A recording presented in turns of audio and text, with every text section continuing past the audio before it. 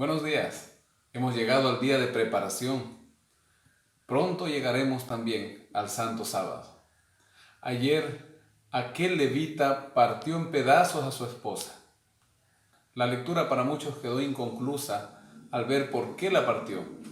Pero en el versículo 5, él explica que aquellos hombres fueron con la idea de matarlo, a él y a su concubina. A ella lo humillaron de tal manera que murió. Es decir, que cuando él le dijo, vámonos, y ella no respondió, ya estaba muerta. Luego la tomé, la corté en pedazos y la envié por todo el territorio de la posesión de Israel, por cuanto han hecho maldad y crimen en Israel. Puesto que todos vosotros sois hijos de Israel, dad ahora vuestro parecer y consejo. Dice en el versículo 1 que salieron todos los hijos de Israel y delante del Señor en Mizpa se reunió la congregación como un solo hombre. Ahí estaban desde Dan hasta Berseba reunidos, todos los jefes de todo el pueblo. Los hijos de Benjamín no estaban, por lo tanto en el versículo 3 dice que ellos supieron que los hijos de Israel habían subido a Mizpa y preguntaron los hijos de Israel, ¿cómo fue esta maldad?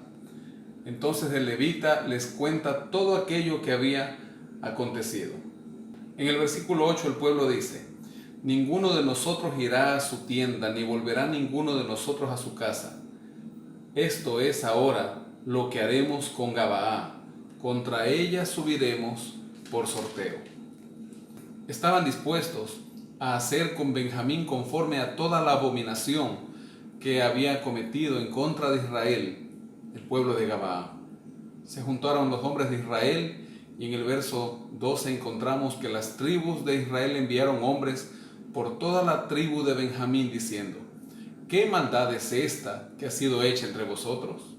Entregad pues ahora a aquellos hombres perversos que están en Gabaa para que los matemos y quitemos el mal de Israel. Pero los de Benjamín no quisieron oír la voz de sus hermanos, los hijos de Israel, sino que se juntaron de todas las ciudades de Benjamín. Se juntaron en Gabaa para salir a pelear contra Israel. Esto es como aquel padre o aquella madre que sabe que su hijo se ha portado mal, que sabe que su hijo ha hecho algo malo y está de acuerdo con su hijo y no con la razón que impera en ese momento a favor del bien. Ese día, dice el texto bíblico, que fueron contados 26,000 hombres de Benjamín que sacaban espada, sin contar los 700 hombres escogidos que vivían en Gabaa. Como dice el texto 16, que estos eran escogidos porque tenían en su mano zurda tal capacidad que tiraban una piedra con la honda a un cabello y no erraban. También de Israel se contaron 400,000 hombres que sacaban espada. Una razón de 16-1, mayor número de israelitas en contra de los de Benjamín. Entonces se preguntan, ¿quién subirá de nosotros el primero en la guerra contra los hijos de Benjamín? El Señor respondió, Judá será el primero. Se levantaron los hijos de Israel y fueron a hacer guerra en contra de Benjamín. Pero dice el versículo 21, que aquel día derribaron los de Benjamín 22,000 hombres de Israel. Luego los israelitas, después de lamentarse, volvieron a subir y la segunda vez los de Benjamín derribaron 18,000 hombres de Israel. Esto aquellos 700 de Gabaa que lanzaban piedra con su honda.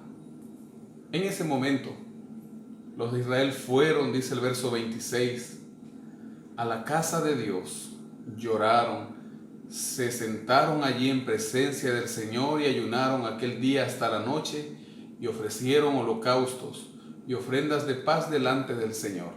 ¿Qué había pasado? 16-1. 400,000 frente a 25,000. Los israelitas fueron con tal confianza aquellas 11 tribus, por el número de hombres que tenían, que ellos creyeron ya poder vencer a tan solo 25,000 de la tribu de Benjamín.